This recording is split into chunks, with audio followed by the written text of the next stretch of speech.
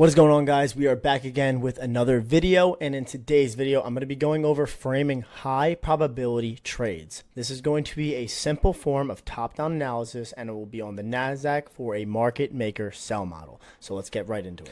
Now, like always, what do we have? A blank chart, and this is the NASDAQ on the left for the weekly and the S&P 500 on the right. Now, this is the start of the new week before the weekly candle even opens. So we're going into the new week framing a weekly outlook as to where we're anticipating price is most likely to draw to.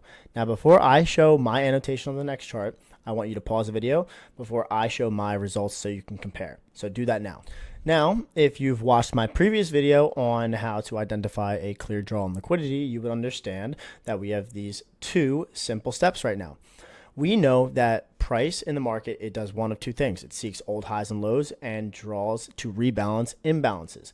As you can see, price runs this external high here on the NASDAQ and this external high on the S&P 500. We're currently trading above all-time highs. And when we're doing that, all we're waiting for is for retracements into internal range liquidity pools so that we continue and trade in regards to the higher time frame trend, because we are overall bullish.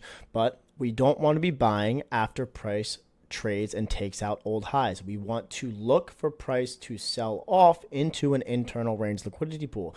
So the most obvious idea going into the new trading week was that price would be bearish and have a bearish sentiment drawing into the internal range liquidity pools on the S&P 500 or the NASDAQ. But as you can see, we have a extremely energetic candle on the NASDAQ and not so much on the S&P 500. So in my personal opinion, I think that the S&P 500 would be getting into this weekly internal range liquidity pool before the NASDAQ creating that S&P divergence that we would need to look for a continuation to trade higher.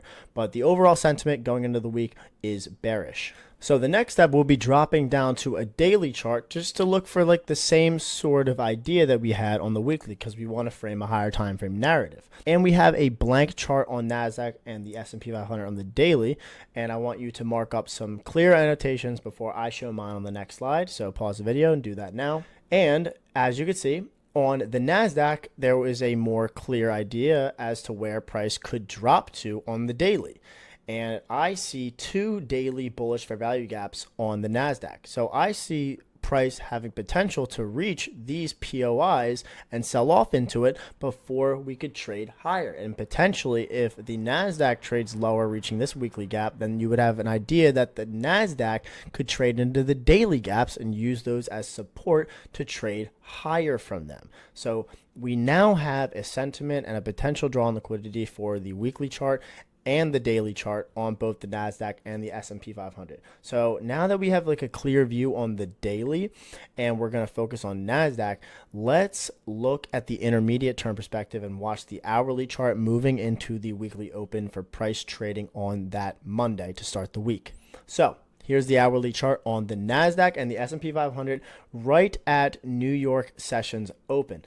Now, I want you to do the same thing again, pause the video and notice anything that is clear to you that you would be able to give you a sentiment as to what you could look for a clear draw on liquidity or an idea or a point of interest that you could utilize for Monday's trading day to execute. So pause the video before I show my annotations on the next slide. And if you got that correct, we are just moving along in regards to the forever model high probability trading narrative. We have SMT divergence at these resting highs here. We have a higher high on the NASDAQ and a lower high on the S&P 500. So after we have that being created, the NASDAQ has clear displacement lower. And we trade lower, creating an hourly bearish fair value gap. What are we looking for when price creates a bearish fair value gap in regards to the forever model? We have a tag of it. That's step one.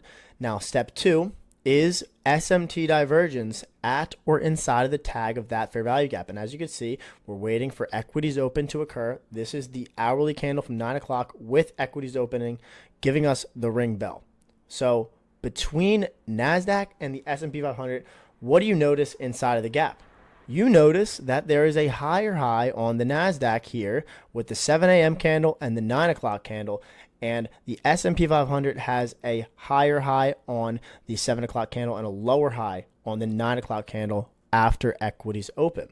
So that is now confirming our step 1 and step 2 of the entry model checklist when you're looking to trade the forever model. This is framing high probability trades. We are aligning ourselves with the weekly and the daily narrative. We're using the intermediate term perspective to find an intraday draw on liquidity. And now, since we have that step 1 and 2 on the hourly chart, we can look for an execution on our short-term perspective. And since we're on the hourly chart, all we need to do is drop to the 5-minute chart and look to see how price is trading inside of this hourly bearish fair value gap. So let's prioritize the NASDAQ and see what is going on inside of this hourly gap to see if we can capitalize on a trade execution. Here is the M5 chart on the NASDAQ, and this is the hourly bearish fair value gap tag. Here's our equities open, and you can see that price runs up. And what does it do when we run up?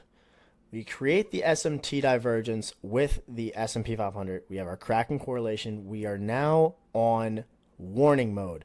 The market is giving us and tipping its hand that we have weakness in the marketplace. We have weakness in the marketplace at the highs resting here. Now we have weakness in the marketplace at these correlated highs in a hourly key level.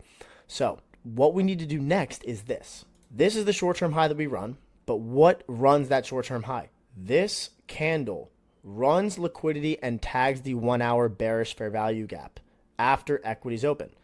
And the opening price is our key. This is our key to look for that trade execution, our step 3 of the model. If we close below this candle's opening price, this confirms our short entry point of interest.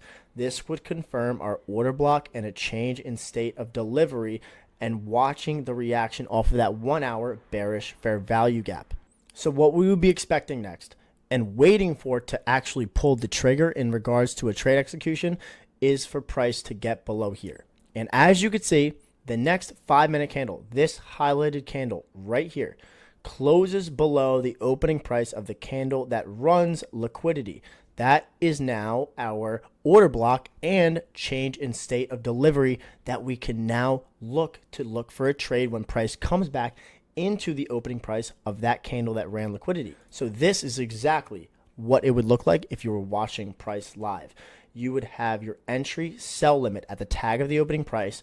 Your stop loss goes at the candle high that ran the short-term high, and all you're looking to target is simply a 1 to 2 risk to reward.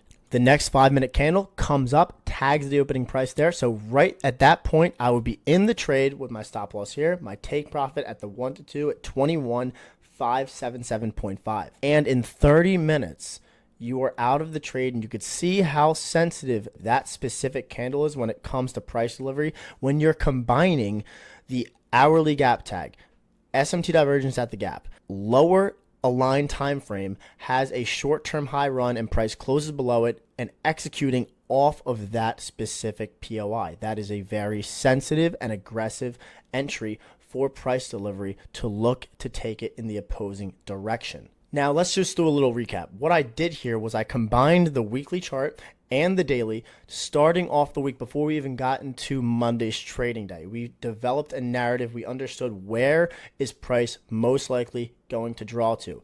If we do this, then we will do that.